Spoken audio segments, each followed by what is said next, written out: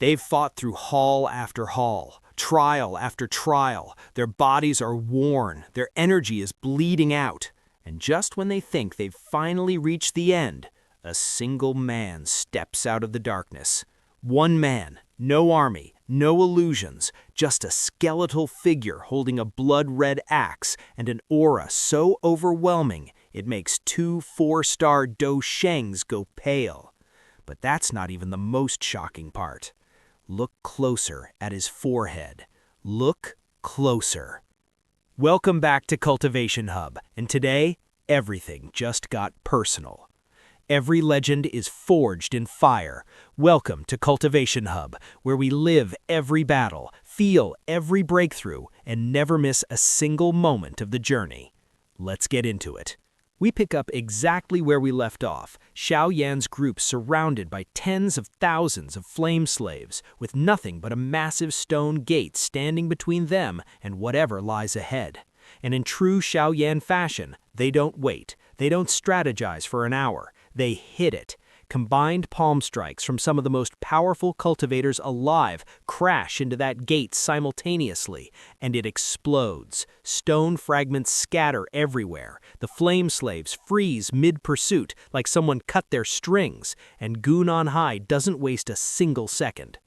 Deep within this demonic lotus flame hall lies the place where the true body of the purifying demonic lotus flame resides. Let's move.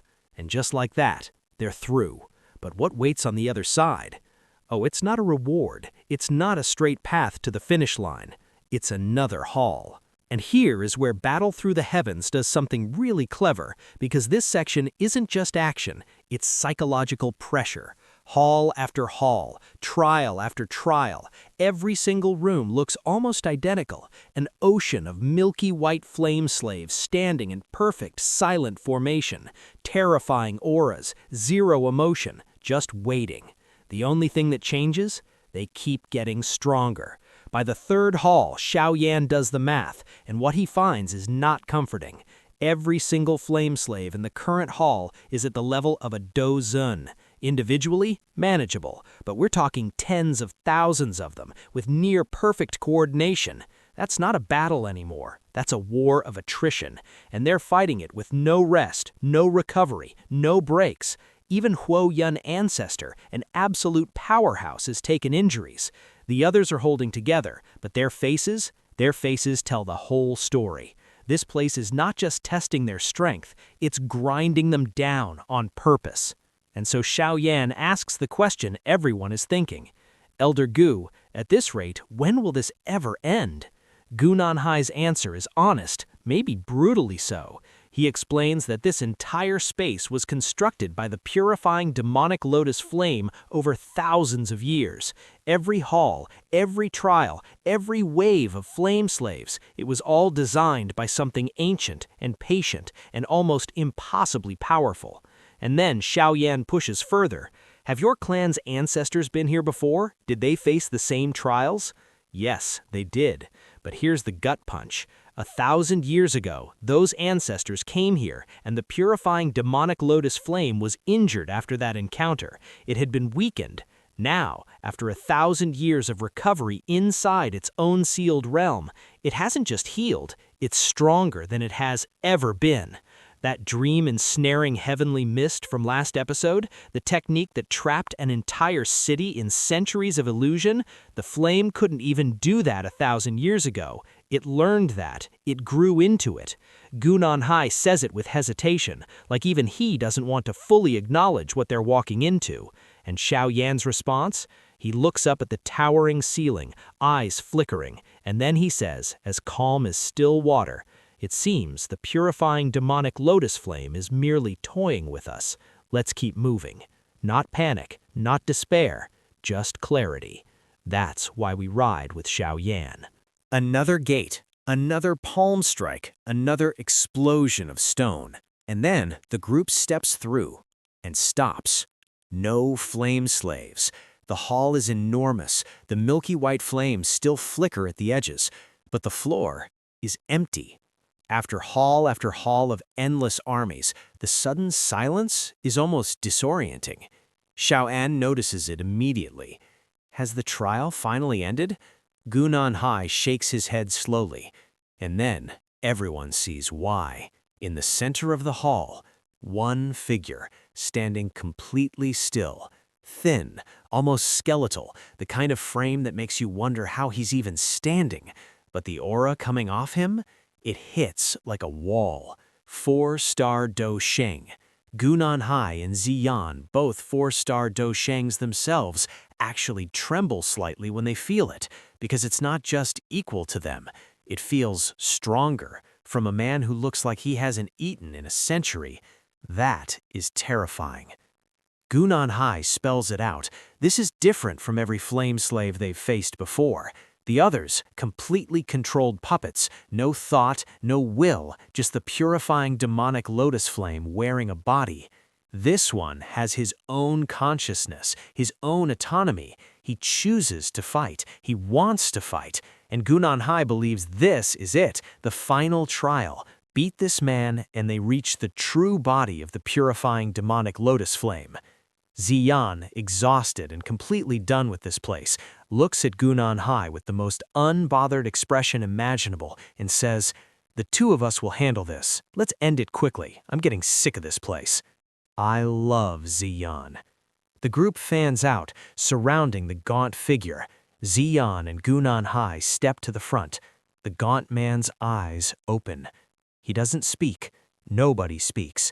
The silence stretches, heavy, suffocating, and then the entire hall shakes. The gaunt man raises his fist, and from the void it tears itself into existence, a blood-red battle axe. Massive, almost absurd on a frame that thin, like someone handed a toothpick to a mountain. But when he swings it, the air itself screams.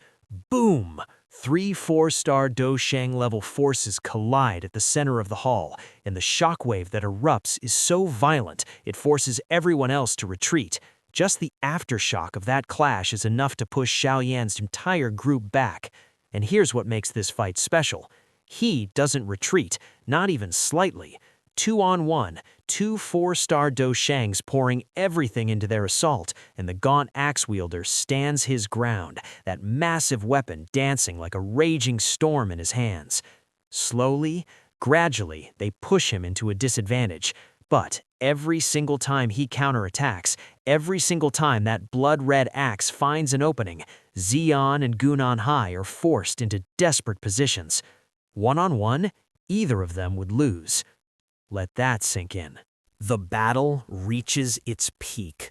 The axe wielder is being pushed back, step by step, but something shifts in his eyes. A crazed, fanatical gleam, like he's been holding something back. A brilliant ray of light shoots out from between his brows, and within that light, a rune, slowly forming, slowly sharpening. His aura erupts, and Xiao Yan, who has been watching the fight from the side, goes completely still. Not from the power surge, from recognition.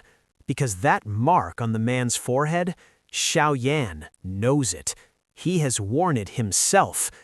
That's the Xiao Clan mark. The room goes quiet in a different way now. Shunrar, Xiyan, everyone who has fought alongside Xiao Yan, everyone who has seen him use that mark, their eyes go wide. Their gazes shift to Xiao Yan, and the question that hangs in the air, unspoken but deafening, who is this man? A flame slave? A puppet of the purifying demonic lotus flame, bearing the exclusive clan mark of the Xiao Clan? How? When? Why? What piece of Xiao Clan history has been locked inside this flame for 1,000 years? And what does it mean for Xiao Yan? Before anyone can process the revelation, the fight erupts again.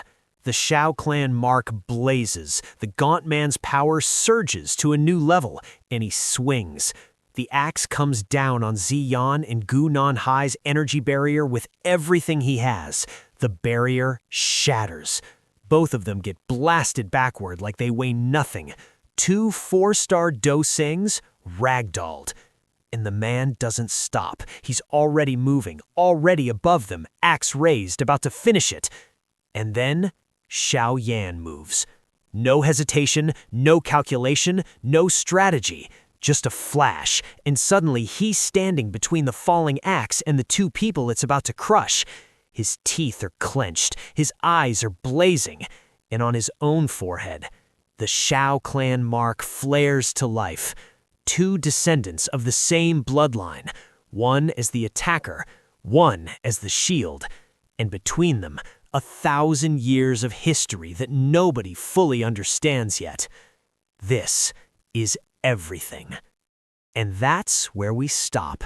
Because what comes next, what happens when those two marks meet, when Xiao Yan stands face to face with a piece of his own clan's ancient past, that deserves its own full breakdown. Think about everything this episode set up. The endless grind of halls that wore them down deliberately, the revelation that the flame is stronger now than it's ever been.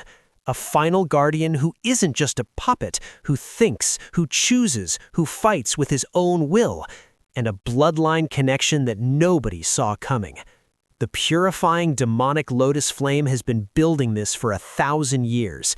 Every hall, every trial, every wave, it was always leading here, to this moment, to Xiao Yan. If this video hit you, drop a comment below. I want to know, what got you more, the endless trial grind or that Xiao Clan mark reveal? Because honestly, both of them wrecked me. We are so close to 1,000 subscribers on Cultivation Hub, and every single one of you watching right now is part of making that happen. If you're not subscribed yet, now is the time.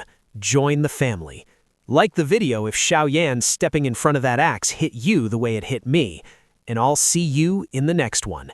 Keep cultivating, keep pushing forward, never stop.